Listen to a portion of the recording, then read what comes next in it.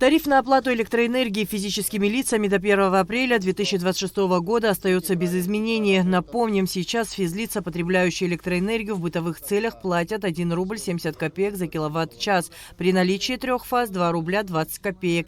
Кроме того, с 1 января в Абхазии вводится 50% скидка на оплату электроэнергии для определенных категорий граждан.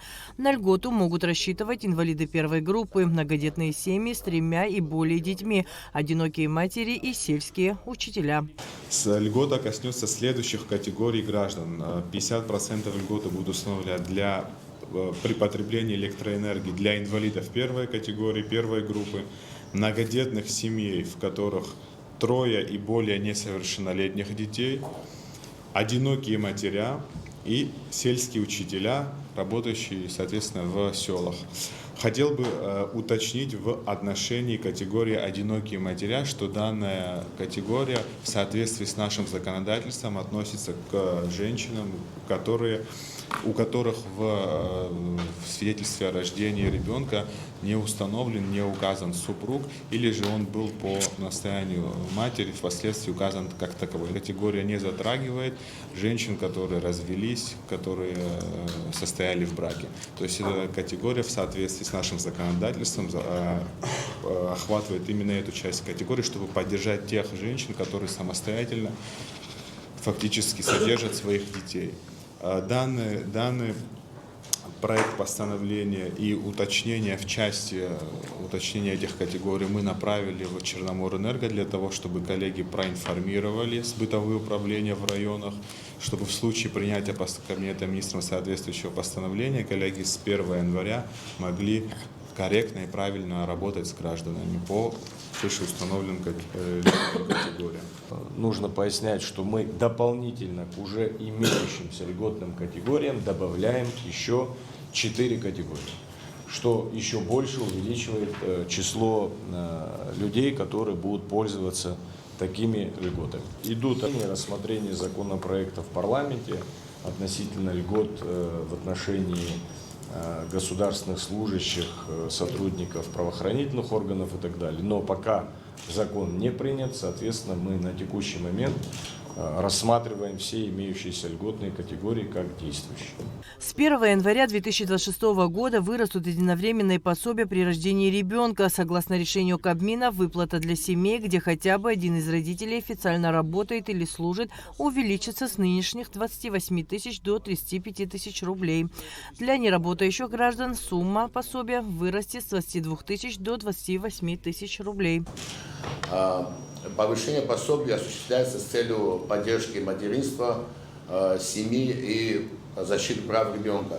И потому мы выходим с новым предложением о очередном повышении этих категорий для наших граждан, а именно по рождению ребенка для работающих родителей мы повышаем с 28 тысяч до 35 тысяч рублей, и для неработающих граждан с 22 до 28 тысяч рублей. Опять же, нужно учесть то, что этот вид категорий граждан для работающих родителей, он у нас не поддерживается страховыми взносами, но мы учли и эту часть наших граждан, изыщем возможности для очередного повышения части наших граждан. Кабинет министров подготовил проект изменений в соглашение между Абхазией и Россией, касающиеся системы ОМС. Теперь для получения медицинской помощи в российских клиниках гражданам России, постоянно проживающим на территории республики, достаточно будет предоставить загранпаспорт гражданина Российской Федерации и полис ОМС. У гражданина есть внутренний паспорт. Да. Поэтому на основании загранпаспорта и полиса обязательного медицинского страхования можно будет получать эти услуги на территории Российской Федерации в лечебных учреждениях Российской Федерации. Все это согласовано с российской стороной и с абхазской. Все межведомственные консультации были проведены, поэтому совершенно другой уровень взаимодействия. И эти вопросы они будут закрыты. И со следующего года будет все это в рабочем порядке работать. Но это очень знаковое событие. Да. Нам дает возможность, вернее нашим гражданам дает возможность при наличии полиса обязательного медстрахования, который здесь выдается, да? Загранпаспорт.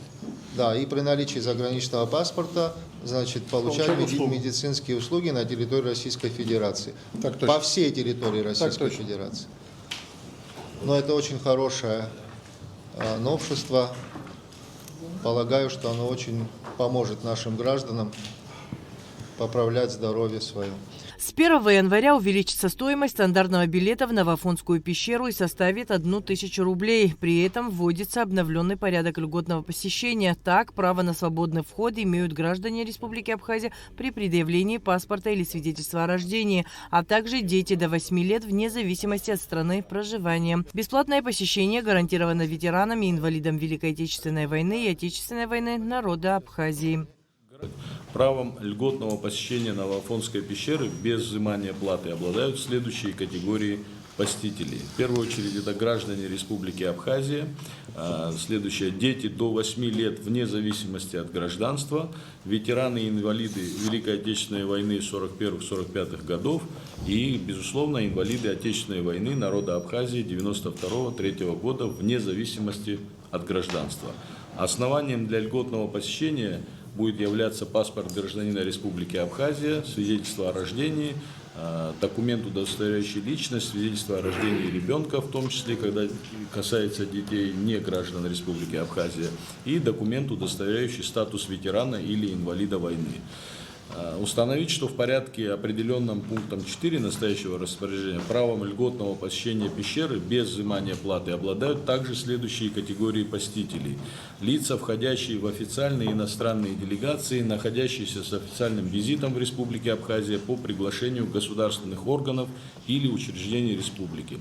Иностранные журналисты и представители средств массовой информации, аккредитованные для освещения официальных мероприятий на территории Новоафонской пещеры. Также лица, указанные в пункте 3 настоящего распоряжения, вправе посещать Новоафонскую пещеру без взимания платы при условии соответствующего письменного ходатайства государственного органа или учреждения республики и в Министерстве туризма. С Нового года в Абхазии вступают в силу новые правила сдачи бухгалтерской и статистической отчетности. Согласно постановлению Кабинета министров, налоговые инспекции перестанут принимать финансовые отчеты у юридических лиц без предварительного подтверждения их сдачи в органы статистики. Изменения также коснулись работы с документами, подданными с опозданием. Данные меры вводятся для усиления дисциплины отчетности и координации работы ведомств. В абзаце 11 раздела 3 приложение порядок предоставления предприятиями, организациями, индивидуальными предпринимателями бухгалтерской, финансовой и статистической отчетности в республике, как территориальные органы Государственного комитета Республики Абхазия по статистике слова в следующем отчетном периоде исключить. Постановление вступает в силу в случае его принятия с 1 января 2026 года. Прошу коллег поддержать данный проект восстановления ввиду того, что на сегодняшний день существуют ограничения для представителей организаций, которые не успели предоставить отчетность в установленном законном порядке, они автоматически в органах статистики и в налоговую службу лишены права сдавать отчетность с нарушением сроков. Считаем, что необходимо исправить, что у организации должна быть возможность предоставлять и с нарушением сроков, если такое имеет место быть тоже.